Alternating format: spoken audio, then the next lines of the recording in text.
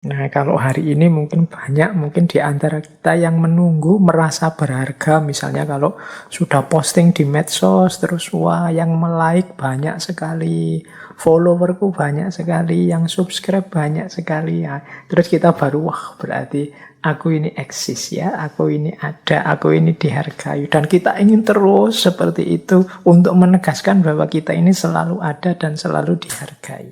Ah, ini ada kalanya merupakan ciri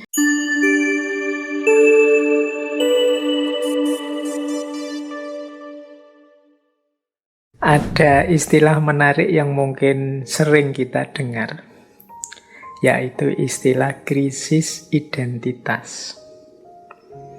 Krisis identitas itu orang yang sadar tentang pentingnya identitas, tapi dia merasa masih belum punya identitas, dalam tanda petik ya. Mungkin identitas di sini yang dimaksud identitas dalam definisi yang kedua dan ketiga tadi. Kalau identitas yang sifatnya sosial, kultural, kita ini anak mana, rasnya apa, etnisnya apa, dan lain sebagainya kan pasti punyalah ya setiap orang. Tapi krisis identitas di sini dalam definisi yang kedua, yaitu siapa sih aku ini hakikatnya? Aku ini bisa apa? Aku ini kemampuanku apa? Keistimewaanku apa? Keunikanku apa? Apa yang harus aku lakukan? Nah, ini banyak orang yang merasa tidak mampu menjawab pertanyaan-pertanyaan ini. Itu nanti yang disebut krisis identitas. Dalam catatan saya, krisis identitas itu paling tidak cirinya ada 4. Jadi, yang pertama, krisis identitas itu adalah ketika kita tidak pasti tentang siapa diri kita, siapa sih diriku ini. Apa artinya kehadiranku di dunia ini? Nah, ini kan teman-teman sering yang mempertanyakan seperti ini. Mengapa Allah menghadirkanku ke dunia ini? Kadang-kadang kalau pas patah hati itu kan ada lagu-lagu yang mengapa aku dihadirkan, kalau isinya hanya menderita, mengapa aku dilahirkan, kalau hidup hanya isinya sulit saja. Ini sebenarnya bagian dari krisis identitas. Ketika orang mengalami kekecewaan, ketika orang mengalami kegagalan, atau ketika orang gagal memahami dirinya, gagal berefleksi tentang nilai penting dirinya, terjadi krisis identitas. Ini banyak dialami biasanya oleh anak-anak muda ketika kebingungan membangun jati dirinya. Itu ciri pertama. Teman-teman boleh refleksi pernah mengalami seperti ini atau tidak. Ya alhamdulillah kalau tidak. Yang kedua, merasa tidak nyambung dengan masyarakat. Merasa asing di tengah lingkungannya. Ini juga jenis krisis identitas. Seolah-olah kita ini orang yang berbeda sama sekali dengan lingkungan sekeliling kita. Aku kok tidak cocok ya dengan tetanggaku kiri kanan. Aku kok tidak cocok ya dengan masyarakatku. Aku kok tidak cocok ya dengan Indonesia ini kok kayak gini. Nah, ini jenis krisis juga. Gelisah dengan situasi, gelisah dengan fakta hidup, dengan lingkungan hidupnya.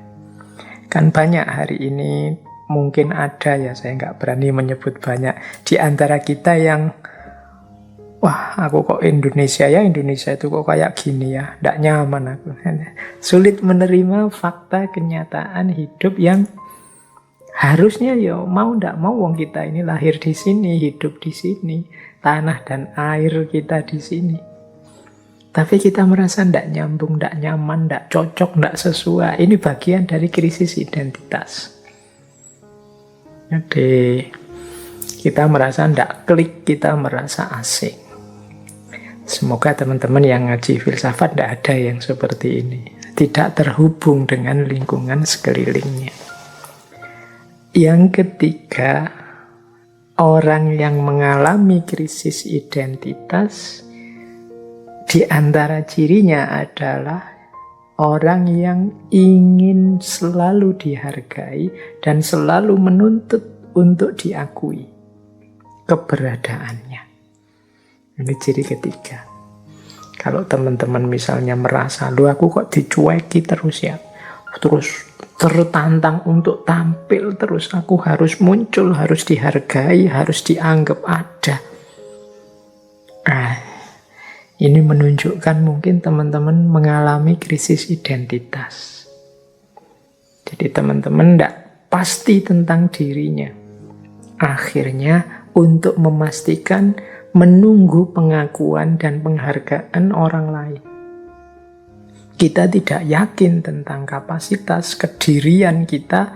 Akhirnya kita menunggu orang lain setuju, orang lain mengakui, orang lain menghargai diri kita.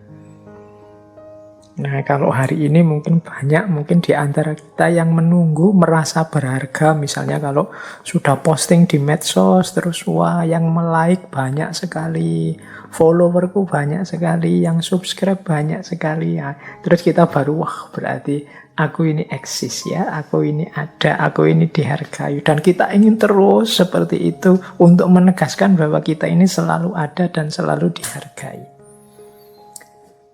Ini ada kalanya merupakan ciri orang yang sedang krisis identitas. Dia belum mantap dengan konsep dirinya. Dia membutuhkan pengakuan, membutuhkan penghargaan yang lain tentang keberadaan dan keunikan dirinya. Nah, ini ciri yang ketiga dari krisis identitas.